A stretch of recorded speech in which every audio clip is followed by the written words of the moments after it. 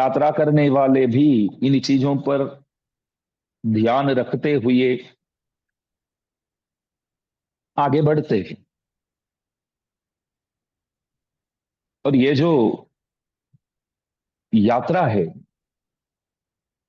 जीव का यात्रा जो है वैकुंठ की ओर,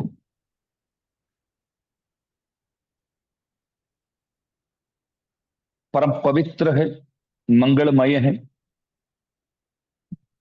तो कैसे जाएंगे, किन किन से मिलेंगे, इन बातों को जानना बहुत आवश्यक है। तो सबसे पहले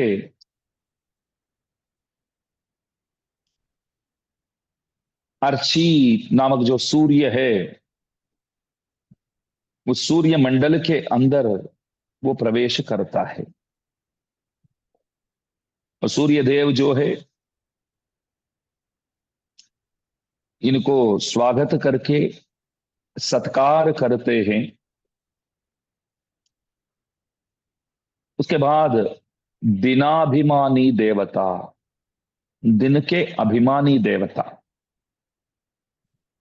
मुक्त अर्चिर दिन पूर्व पक्ष, दिनाभिमानी देवता जो है, जो अहस कहलाता है, वो सत्कार करता है। उनसे सत्कार प्राप्त करके आगे शुक्ल पक्षाभिमानी देवता के पास यह जीव पहुंचता है। शुक्ल पक्ष के अभिमानी देवता, एक संवत्सर है तो इसमें दो पक्ष, मतलब एक महीना है तो दो पक्ष होते हैं, एक शुक्ल पक्ष और एक कृष्ण पक्ष। अमावस्या के अगले दिन प्रथमा जो है, उस प्रथमा से लेकर पूर्णिमा तक की जो 15 दिन हैं,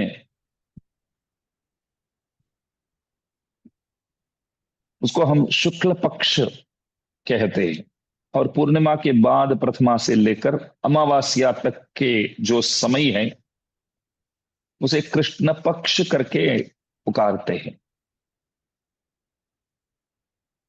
तो शुक्ल पक्षाभिमानी देवता, उनसे मिलना होता है, वो सत्कार करता है। उसके बाद उत्तरायणाभिमानी देवता, उत्तरायण दक्षिणायन करके जो एक संवत्सर के दो अयन होते हैं,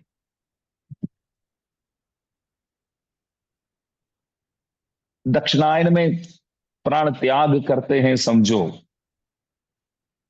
तो दक्षिणायन में प्राण त्याग करने वालों के लिए कर्ता को एक प्रायश्चित भी करना पड़ता है शास्त्रों के हिसाब से।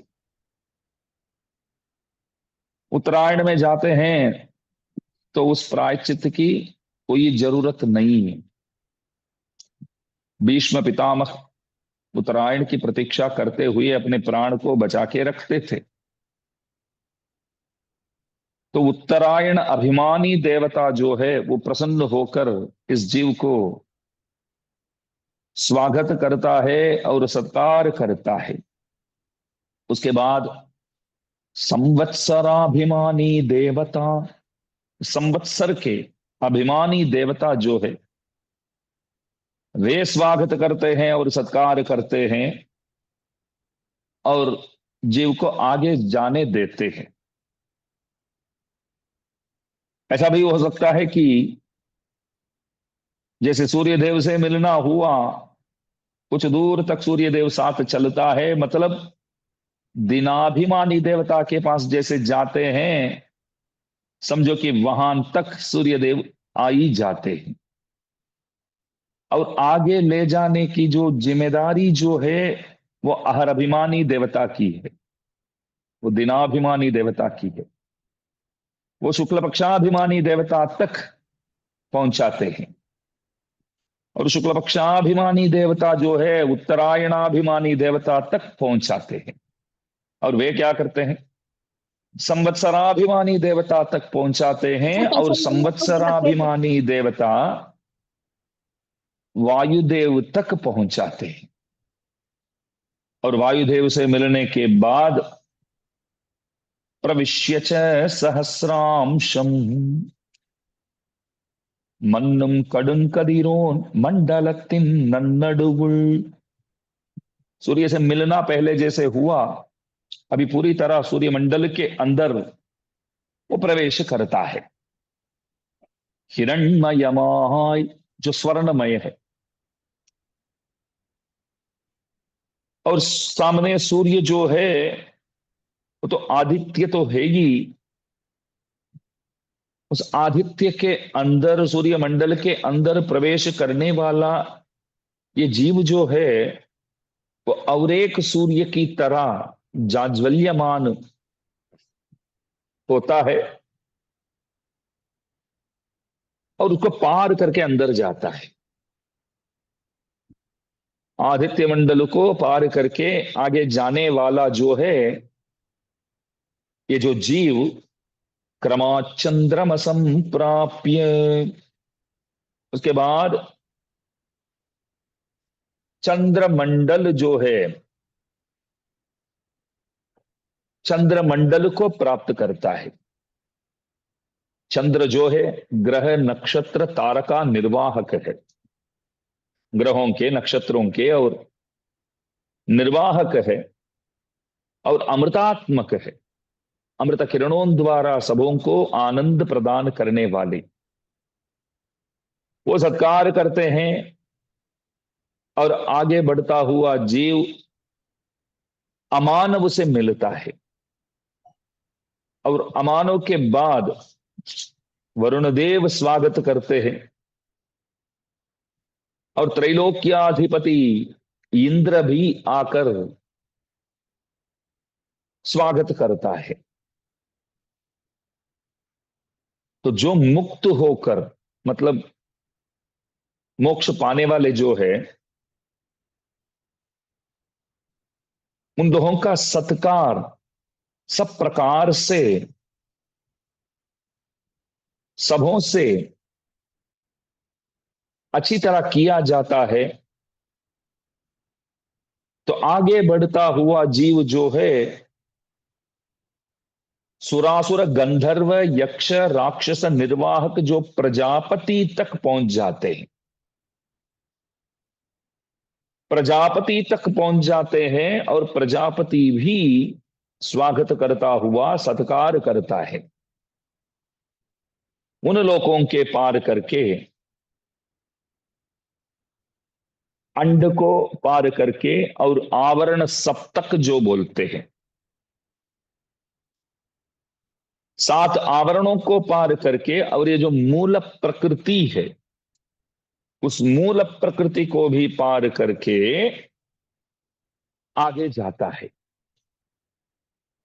पहले अर्चिस, उसके बाद अहस, उसके बाद शुक्ल पक्षाभिमानी देवता, उत्तरायणाभिमानी देवता, संवत्सराभिमानी देवता, वायु, इन दोहों के द्वारा सत्कार हुआ है, और सूर्यमंडल के अंदर प्रवेश करके चंद्रमंडल को प्राप्त करते हैं, और आगे अमानव से सत्कार होता है। फिर वरुण आते हैं, इंद्र आते हैं, प्रजापति आते हैं। इन अंडों को पार करके आवरण सप्तक जो है, उन आवरणों को पार करके फिर मूल प्रकृति को भी पार करके ये आगे जाता है। तब विचार करता है, तब सोचता है। ध्यान दीजिए, जीव विचार करता कि अनेक बार इस तरह प्रयाण तो किया हूं, प्रयाण तो मैं अनेक बार किया हूं। समझो कि हर जन्म के अंत में प्रयाण तो रहता है जीव का। शरीर को छोड़ने के बाद कहीं जाना तो होता है, जाने के लिए जगह तो बहुत है। तो पहली बार मैं वैकुंठ की ओर जा रहा हूं, और इतना बढ़िया सत्कार होता है सब जगह। धाम धूम से स्वागत करते हैं, बैंड बाजा सब बजाते हैं, दाम दूम से ले जाते हैं, फूलहार पहनाते हैं, नए कपड़े देते हैं पहनने के लिए। क्या नहीं करते हैं। सब प्रकार की सेवा सब करते हैं। तो बहुत बढ़िया है, यात्रा तो बहुत बढ़िया है। और देखा जाए तो हर जन्म के अंत में, हर जन्म के अंत में, उन जन्मों के शरीर छूटने के बाद मैं कहीं तो गया ही हूं। ज्यादातर नरक में गया हूं, ज्यादातर नरक में गया हूं। तो जाते समय कैसा था तब, नरकों नरकों में प्रवेश करते समय मैं कैसा महसूस करता था? तो बोलता है, अंधकारावृतमाय, अभी देखता हूं कि सब जगह जाज्वल्यमान है, मतलब सब जगह प्रकाश की कोई कमी नहीं है। लेकिन पिछले जन्म तक, शरीर छूटने के बाद में कहीं यात्रा कर रहा था समझो, तो पूरे के पूरे अंधकार, अंधेरे में ही जाना पड़ता था। बहुत डर लगता था, बहुत भयानक रास्ता। और पीने के लिए पानी भी नहीं मिलेगा आपको, कोई छाया नहीं मिलेगी आपको। भीतोस्म्यहम महादेव श्रुत्वा मार्गस्य विस्तरम। कोई उस मार्ग का वर्णन करे ना तो भी डर लगता है। कोई उस मार्ग के बारे में बोले तो ही डर लगता है, जाने की तो बहुत दूर की बात है।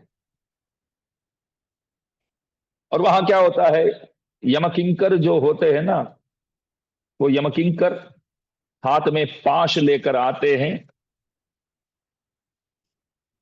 और पाश लेकर आकर हमारे ऊपर उस पाश को डालते हैं। जैसे पाश की बात की तो देखो, आगे कैमरा भी अपने आप गिर गया। तो जिस तरह इसको अभी गिर गया, उस तरह गिराते हैं हमें, पाश डाल करके अपने वश में खींच लेते हैं। सिर्फ इतना ही नहीं, पुत्र दारमय पाशंगणालम कट्टुंडू। संसार में भी देखो, बीवी बच्चे, पति, सास ससुर, माँ बाप, अनेक प्रकार के ये जो बांधव जन है, उन लोगों के जाल में भी हम फंसे हुए हैं। ऐसा नहीं है कि सिर्फ यमकिंकर ही हमें खींचते हैं। पारिवारिक लोग जितने भी है वे लोग भी खींचते रहते हैं। मतलब उन लोगों के द्वारा भी हम परेशान हैं। यमदूतों से तो परेशान तो है ही, और अंधेरे में हम जाते रहते हैं तो भौंकते हुए अनेक कुत्ते भी हमारे पीछे पड़ जाते हैं। और अनेक प्रकार से हम परेशान हो ही जाते हैं नरक जाते जाते। और राक्षसों सामने आ जाते हैं, वे लोग भी डराते हैं। और शरीर को देखता हूं तो शरीर से रक्त जो है, लोई जो है वो बहती है शरीर से बाहर। और भूख प्यास से परेशान होकर एक एक के पास जा करके मैं समझो कि भीख मांगता था। जब नरक में जाते थे तब की बात है। एक एक के पास जा करके मैं भीख मांगता था कि थोड़ा सा पानी दीजिए ना, थोड़ा सा खाना दीजिए ना, मैं बहुत दूर से आया हूं, बहुत परेशान हूं। वहां तो मैं राजा की तरह रहता था। हाँ, अनेक पाप तो किया हूं, इसलिए तो इधर आना पड़ा। अब बहुत परेशान हूं, इसलिए कृपया आप मेरे को पानी तो दीजिए। ऐसे मांग मांग कर भी हमको कुछ नहीं मिला। और बहुत परेशान होकर ऐसे स्थिति पहुंच जाता था कि मैं आगे एक कदम भी रखना संभव नहीं है, एक रखना भी अब संभव नहीं है। इस तरह तो बहुत बार परेशान हुआ हूं, लेकिन इस बार देखो, ये सुखोत्तर मार्ग है। इससे बढ़कर तो कोई मार्ग आपको मिलेगा ही नहीं। पिछले जन्म के अंत तक मैं मांगू तो भी सामने आने वाले कुछ नहीं देते थे। इस बार मांगे बगैर सब कुछ मिलता है। सामने जो भी आते हैं वे सत्कार करते हैं। सामने कोई भी आते हैं वो सत्कार करते हैं। तो पिछले जन्म तक क्लेश ही क्लेश रहा, और तापत्रय के जाल में मैं फंसा हुआ था, परेशान था। आध्यात्मिक, आदि दैविक, आदि भौतिक, इसको तापत्रय कहते हैं। इन तापत्रयों से मैं पीड़ित था, बहुत परेशान था।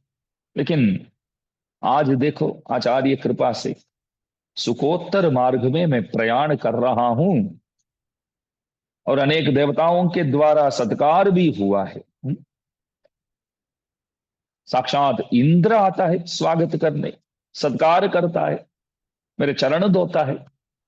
और प्रजापति आते हैं, कितने बड़े हैं वे, आकर के चरण धोते हैं, फुलहार पहनाते हैं। बस एक बात की कमी है कि फेसबुक नहीं है, इंस्टा नहीं है वहां। इतना बढ़िया सत्कार होता है तो कोई एक फोटो खींच ले तो इंस्टा में, फेसबुक में डाल करके कितने लाइक्स आए करके देख सकते थे। वो सुविधा वहां नहीं।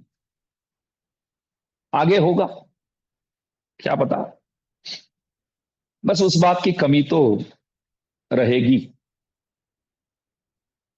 तो वहां पिछले जन्म तक मैं परेशान था, अभी खुश होकर जा रहा हूं। पिछले जन्म तक जो कुछ क्लेश मैंने पाया, जो दुख मेरे को होता था, उस दुख से मैं आज निवृत्त हो चुका हूं। ततस्तु विरजा तीर प्रदेशम, फिर विरजा नदी जो है वहां तक पहुंच जाता है। सगच्छति विरजाम नदीम, नदीम, वो जो मुक्त है उस विरजा नदी के पास आता है। तत्तो यस्पर्श मात्रेण, उस विरजा नदी के तीर्थ को वो स्पर्श करता है।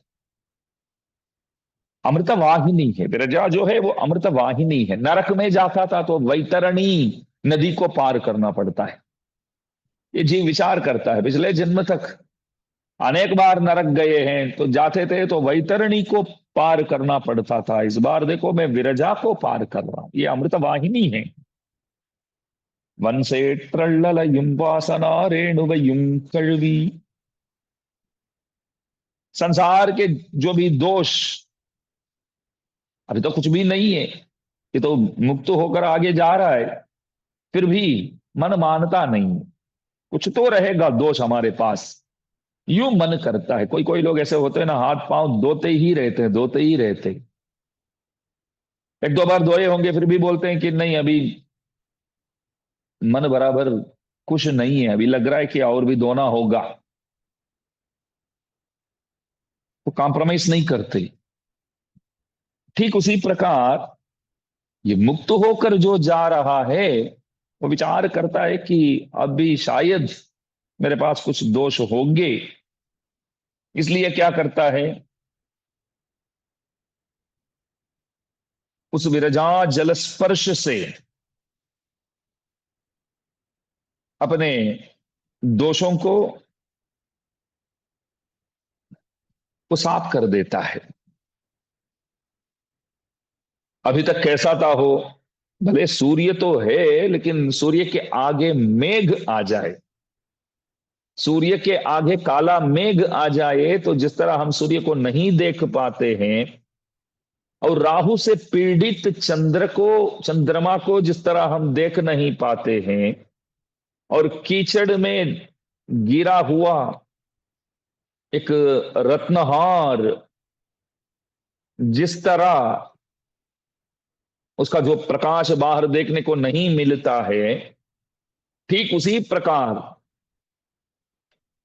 इस शरीर के अंदर रहने की वजह से तिरोहित स्वरूप यह जीव जो है छिपाया हुआ, ध्यान में रखिए, आत्मा जो है वो ज्ञानमय है,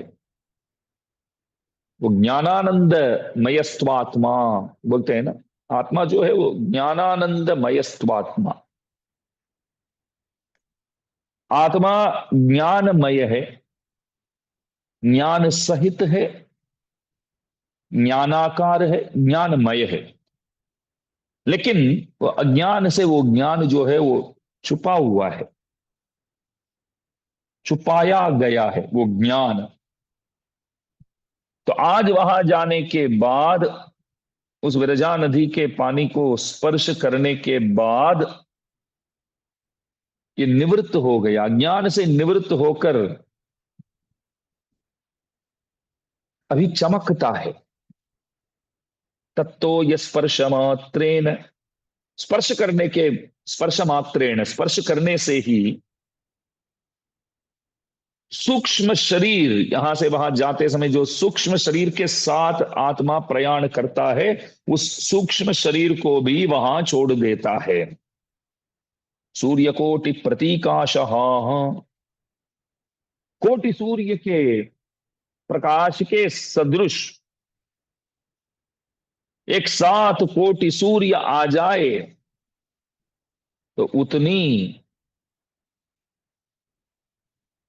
तेजस युक्त होकर के अमानवम समासाद्य, विरजा के किनारे पर जो स्थित अमानव से मिलना होता है। ये जो अमानव की बात जो है उपदेश रत्नमाला के अंतिम पाशुर में किया जाता है। மன்னுயிர்கள் இங்கே மணவாள மாமுனிவன் பொன்னடியாம் செங்கமலப் போதுகளை உன்னிச்சிரத்தாலே தீண்டில் அமானவனும் நம்மை करताले तींदल कडन। देवराज गुरु वरवरमुनि स्वामी जी महाराज के जो प्रिय शिष्य माने जाते हैं, साथ साथ वरवरमुनि स्वामी जी का भी गुणगान करेंगे, उनका भी वैभव पर प्रकाश डालेंगे, उनके वैभव पर भी। ये देवराज गुरु जो है ये मुडुम्बई, मुडुम्बई नंबी के ही वंशज है। आप एक बार श्रीरंगम गए थे भगवान जी के दर्शन के लिए, वरवरमुनि स्वामी जी के कालक्षेप में भी गए थे, लेकिन विचार करते थे कि हम एक आचार्य कुल के हैं, ये तो सामान्य सन्यासी है, एक जीयर स्वामी है वरवरमुनि स्वामी जी महाराज। तो उनके पास जाकर के श्रीपाद तीर्थ इत्यादि स्वीकार करना हमारे लिए कोई जरूरी नहीं है। तो इसलिए वे दूर से दर्शन करके वापस लौटकर आ गए अपने देश पर, श्रीरंगम छोड़ करके अपने स्वस्थान आ गए। वे राघवेंद्र सरकार की पूजा करते थे, तो पूजा करने के लिए वो पट खोलने की कोशिश किया, तो प्रभु बोले हम पट खोलने नहीं देंगे। क्यों?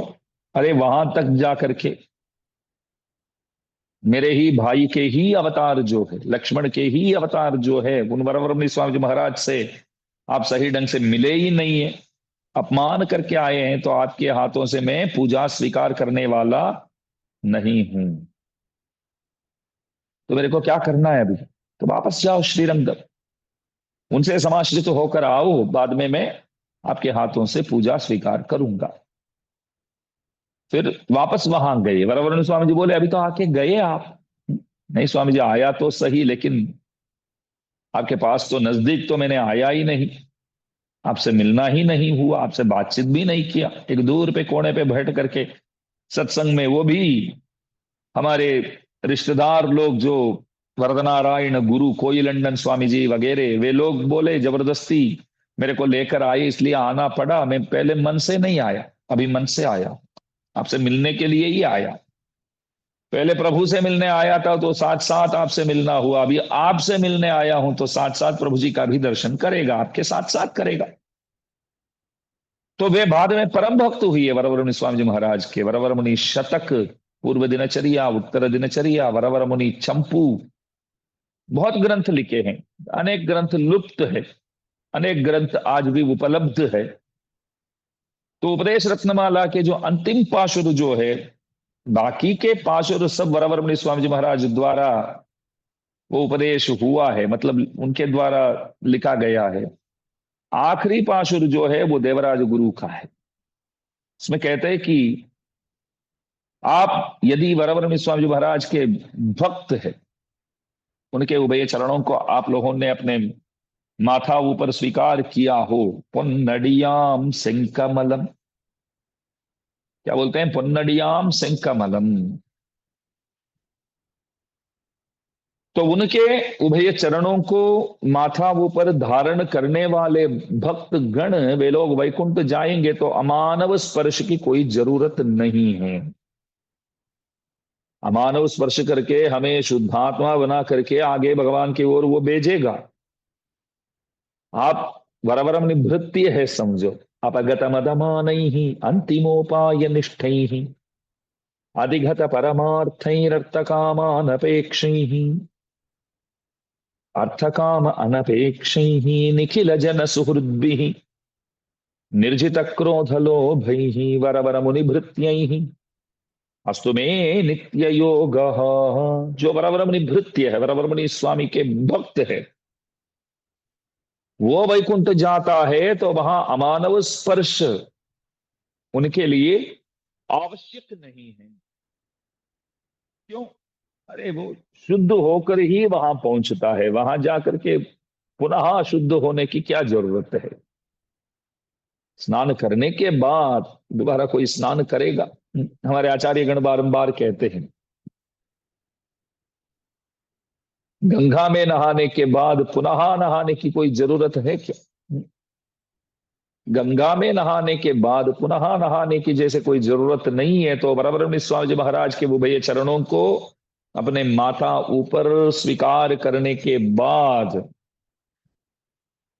अमानव स्पर्श की कोई जरूरत नहीं है, लेकिन अमानव स्पर्श करेगा ही करेगा, आपको स्पर्श करेगा।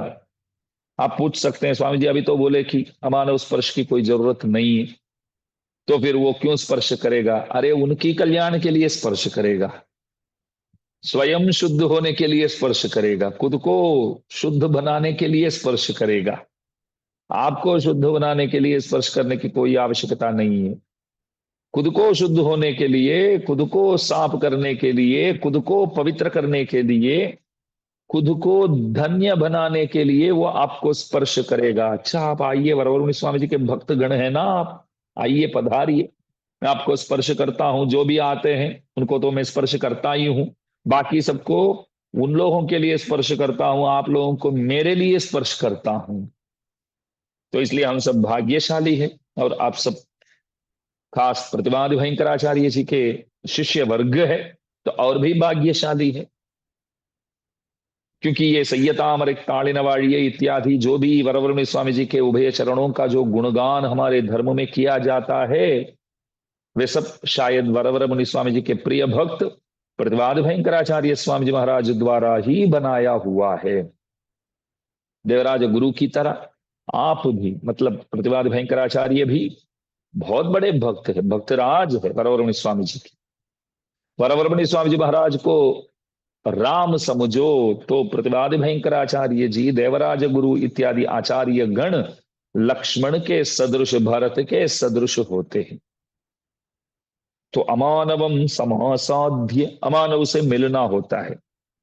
उसके बाद देखिए अमानव कैसे दिखेगा, चतुर्भुजना, चार हाथ वाला है, शंख चक्र गदाधर, हाथों में शंख चक्र गदा धारण करता है।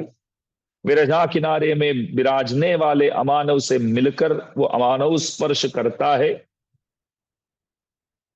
जैसे वो स्पर्श करता है वैसे ही ये तो सूक्ष्म शरीर को तभी छोड़ता है आत्मा, तो सूक्ष्म शरीर को छोड़ा हुआ आत्मा जो है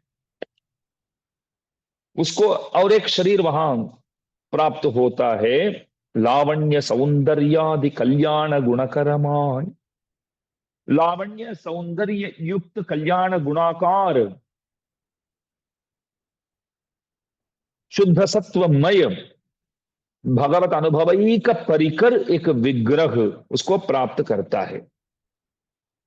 देखिए इंद्रादि पद जितने भी है, इंद्र समझो, ब्रह्मा समझो, महादेव समझो, उन पदों पे बैठना है तो बैठ सकते हैं। वे सब कर्म साध्य है। कर्मों के द्वारा उन पदों को जीव प्राप्त करता है। वे सब नश्वर है, स्थिर नहीं है, और गुणत्रयात्मक है। सत्व रजो गुण जो है, इन तीनों गुणों के अधीन है।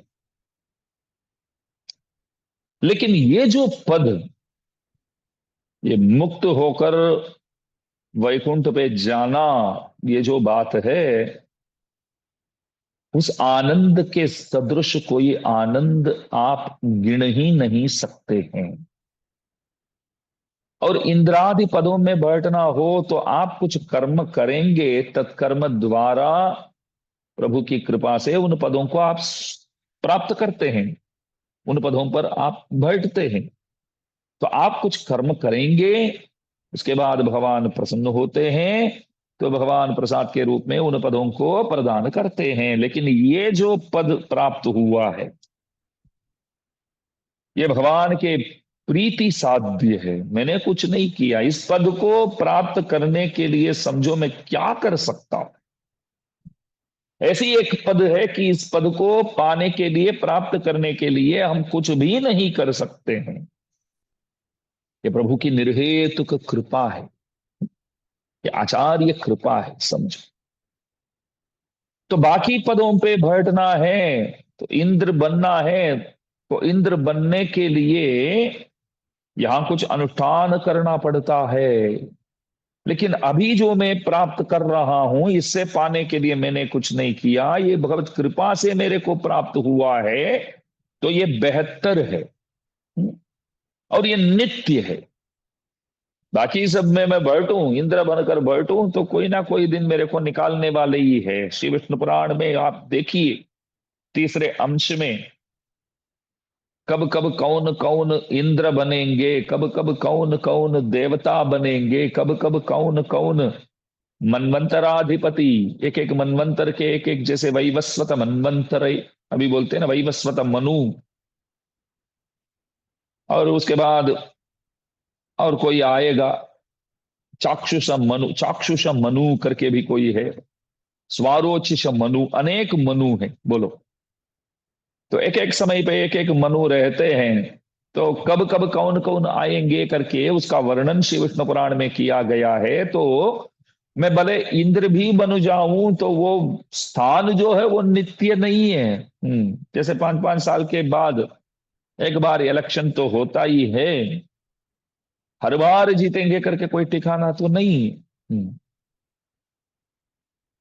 3 बार, 4 बार, 5 बार, इससे ज्यादा संभव है? आप बताइए, संभव नहीं है।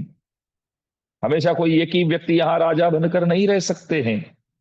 एक ही व्यक्ति को आजीवन प्रधानमंत्री होना, आजीवन मुख्यमंत्री होना, एक काउंसलर होना भी संभव नहीं है। आजीवन के लिए तो संभव ही नहीं है।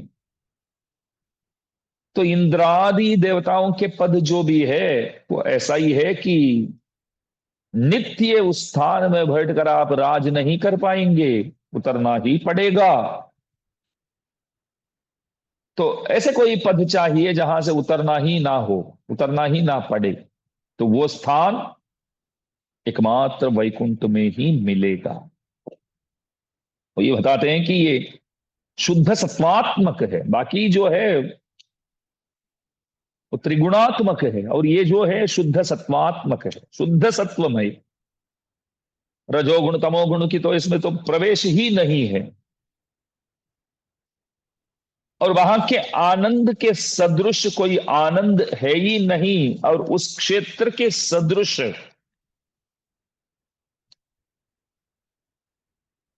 वैभवशाली क्षेत्र और कुछ भी नहीं। यहां अज्ञान ही अज्ञान है, और वो अपोजिट है। वह ज्ञान ही ज्ञान है। कोई सामान्य क्षेत्र नहीं है भैया वैकुंठ। सनकादि लोग भी वहां पहुंच नहीं सकते हैं, वहां जा नहीं सकते हैं। ज्यादातर सनकादि लोग प्रभु से मिलना हो तो कहां मिलेंगे? प्रभु से मिलेंगे क्षीराब्धि में ही, उनसे क्षीराब्धि में ही मिलेंगे।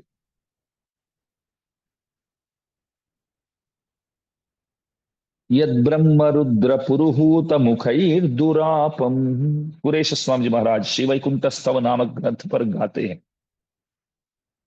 देवताओं इच्छा करेंगे तो भी वैकुंठ में प्रवेश नहीं कर सकते हैं देवतागण। पिन्निट्ट सडयानुम पिरमनुम इंदिरनुम तुन्निट्ट पुगलरिय वैकुंठ नीळवासल।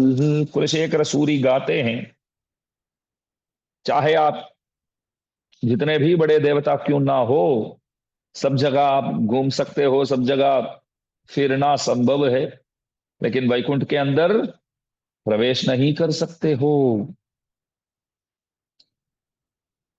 तो देखिए, सनकादि जितने भी है उन लोगों के लिए तो अवांग मनस गोचर है। भगवत आनुकूल्यक भोग कहने योग्य नित्य सिद्धों से उस स्थान को प्राप्त करने वाले भी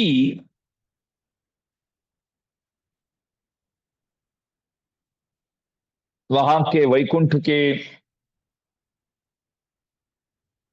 जो विस्तार है उस विस्तार को माप नहीं सकते हैं। वहां के ऐश्वर्य को मापना संभव नहीं है, और विस्तीर्ण कितना है करके मापना वो भी संभव नहीं है।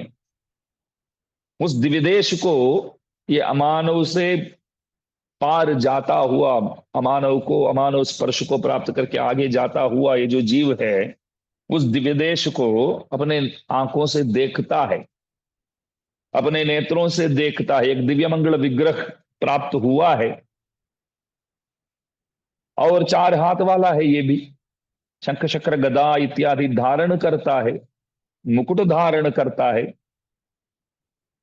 और खुश होकर के वो देखता है, उस दिव्यधाम को देखता है और हाथ जोड़ता है। और वहां शंख काहड़ बेरी इत्यादियों का जो आवाज है वो खुश होकर सुनता है, और लोग नाचते हैं, गाते हैं, खुशी मनाने लगते हैं वहां। कंडोम कंडोम कंडोम कण्ण किनियन कंडोम। देखने योग्य सीन है बस ये, बाकी जितने भी सीन है देखने अयोग्य सीन है, देखने योग्य दृश्य समझो। तो देखने योग्य दृश्य को देखने वाले वहां के लोग खुश हो जाते, प्रसन्न हो जाते, औरों को भी बुलाते हैं, आप भी सब लोग आइए आइए, देखो ये जीव इधर आया हुआ है ताजा ताजा, भगवान को बहुत अच्छा लगेगा। बहुत अद्भुत वर्णन है भैया।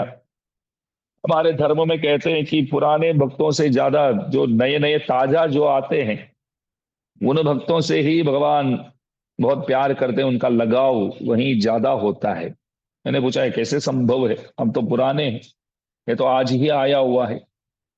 तब बोले कि भले एक गाय माँ को अनेक बछड़े क्यों ना हो, लेकिन जो ताजा ताजा जिनको जन्म दिया हो, तो लगाव उस बछड़े के प्रति ही जिस तरह रहती है, ठीक उसी प्रकार भगवान का भी मन जो नया नया आया है उसके प्रति ही रहता है। गाय माँ क्या करती है, एक बछड़े को जैसे जन्म दिया समझो, तो बहुत प्यार से संभालती है, और अपने ही बछड़े जो पहले जन्म कर चुके हैं वे लोग पास में आवे तो आने नहीं देगी, आने नहीं देगी। तो ठीक उसी प्रकार भगवान भी जो नए नए आते हैं उन लोगों के प्रति ज्यादा ध्यान देते हैं। तो वहां सब बहुत प्रीतियुक्त होकर के बहुत से लोग और भी स्वागत करने आते हैं, वो बाहर तक आ गया है समझो, वहां आकर के स्वागत करने आते हैं। कैसे आते हैं? तम पंचशतान्यप्सरसाम प्रतिधावन्ति, शतम माला हस्ताः शतमंजन हस्ताः शतम चूर्ण हस्ताः शतम वासो हस्ताः। उस मुक्त पुरुष को देखकर लगभग 500 अप्सरस गण आते हैं। अप्सरस स्त्री गण जो है, वे 500 लोग आते हैं। और ये जीव देखता है 500 लोग होंगे। हम्म? और कैसे आ रहे हैं सबके सब? 100 लोगों के हाथ में फूलहार वगैरह हैं, और 100 लोग जो है अंजन इत्यादि, अत्तर इत्यादि लगाने आते हैं। और 100 लोग जो है चंदन इत्यादि, वो सब लेकर आते हैं। और 100 लोग जो है कपड़े, जो है नए नए कपड़े लेकर आते हैं। ऐसे बहुत से लोग आते हैं। तत्रागत्य च ते देवाः साध्याश्च विमलाशयाः। तो दिव्य माल्य, दिव्यांजन, दिव्य चूर्ण, दिव्य वस्त्र और दिव्याभरण, आभरणों को लेकर भी 100 लोग आते हैं, आभूषणों को, गहने वगैरह। और सब लोग आकर के इन्हें सजाते हैं, इस जीव को सजाते हैं। मतलब एक प्रकार की शादी है ये समझो, प्रभु के साथ शादी होने वाला है। जीव पर विवाह कहते हैं। जीवात्मा और परमात्मा के बीच में एक विवाह होने वाला है। तो विवाह है, शादी है, तो सही ढंग से सजा करके ही शादी इत्यादि करते हैं, मेकअप वगैरह करते हैं। ज्यादातर खर्चा जो है बस उसी में होता है। तो मेकअप वगैरह जैसे करते हैं, मैं मानता हूं कि यहां संसार में शादियों में मेकअप खूब लगाकर जो असली सौंदर्य है उस सौंदर्य को बिगाड़ते हैं। और वहां जाते हैं तो क्या होता है? तो वहां जो सामान्य दिखने वाले हमको और भी बढ़िया दिखाते हैं वहां इस जीव को। तो सब लोग आकर के सजाते हैं। और नित्य सूरी भी देखो, अनंत गरुड़ विश्वक्सेन सुदर्शन पांचजन्यादि, जो नित्य सूरी गण है वे लोग भी स्वागत करने आते हैं। इतने बड़े महात्मा है वे सब, वहीं के वहीं रहने वाले हैं। भगवान के जो प्रथम सेवक गण हैं वे लोग, हमारे जैसे सामान्यों को बुलाने के लिए, हम अपने आप को सामान्य लग सकते हैं, लेकिन हम भगवान के बहुत प्रिय होते हैं, तो नित्य सूरियों के पूजनीय होते हैं। स्वरूप किस तरह वे लोग दिखाते हैं, निभाते हैं, वो देखने योग्य बात है। यहां कोई सामने शिव वैष्णव आ जाए तो मुस्कुराने के लिए भी, उन्हें देख करके हंसने के लिए भी ज्यादातर हम तैयार नहीं होते हैं। स्वागत करने की तो बहुत दूर की बात है, हाथ जोड़ने की और हंसने की और क्षेम इत्यादि पूछने की, जो करने योग्य कार्य है वो करने के लिए भी हम तैयार नहीं है, हम शर्माते हैं। तो वहां अनंत गरुड़ विश्वक्सेन सुदर्शन पांचजन्यादि जितने भी महान भक्त है वे सब हमारे स्वागत के लिए आते हैं भैया। तो ये सुनते ही आप लोगों को लगना चाहिए कि हम भी श्री वैष्णवों के साथ व्यवहार उन लोगों की तरह करेंगे। हम उन लोगों के सदृश तो है ही नहीं, हम तो बहुत छोटे व्यक्ति है। वे लोग जाने माने बहुत बड़े व्यक्तिगण हैं, वे लोग भी आकर के एक जीव का स्वागत करते हैं। तो हम लोग श्री वैष्णव के साथ व्यवहार किस तरह हमको करना चाहिए, ये ध्यान देने योग्य बात है, ये सोचने की बात है। तो देखिए, नित्यसूरी गण भी आ जाते हैं। ब्रह्मालंकारेण अलंकुर्वंती, उस मुक्त को पर ब्रह्म की तरह अलंकार करते, परमात्मा की तरह सजाते हैं। ब्रह्मालंक्रिया, पर ब्रह्म के अलंकार, श्रृंगार जो है वही श्रृंगार जीव को भी किया जाता। आज जिस वर्ण के पोशाक भगवान पहने हैं, तो समझो उसी वर्ण के पोशाक इन्हें भी पहनाया जाता है। और जो जो आभूषण गहने वगैरह प्रभु पहने हैं, तो ठीक उसी प्रकार उन गहनों से ही इन्हें सजाते हैं। और मुकुट भी उनकी तरह, शंख चक्र इत्यादि भी उनकी तरह। परमम साम्यम उपैति, जो कहा जाता है कि भगवान ऐसे एक यजमान है, ऐसे एक मालिक है कि उनके पास आने वालों को भी उनकी तरह सजा करके रखने वाले। ऐसे हृदय वैशाल्य देखो। मैं यजमान हूं, तुम नौकर हो, इसलिए नौकर के भांति रहो, यूं नहीं बोलेंगे। मैं यजमान हूं, और मैं एक ऐसा यजमान हूं कि नौकरों को भी यजमान की तरह रखने वाला हूं।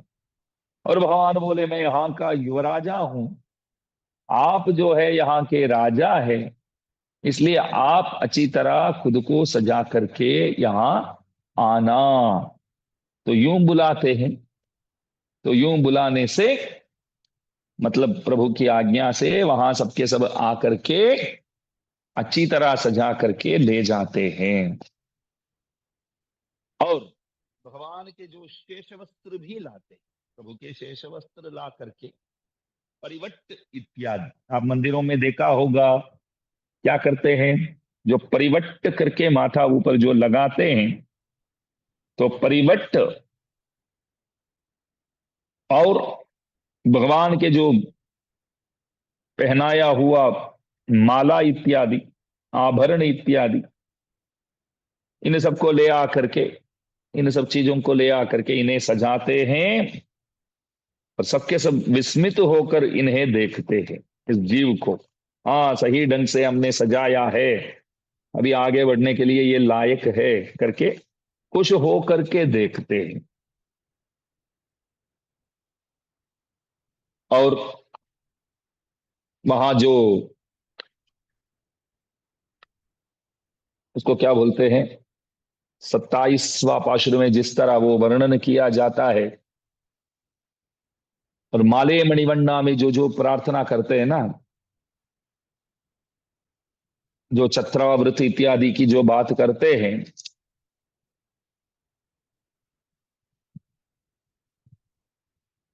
तो छत्र चामर इत्यादि पकड़ करके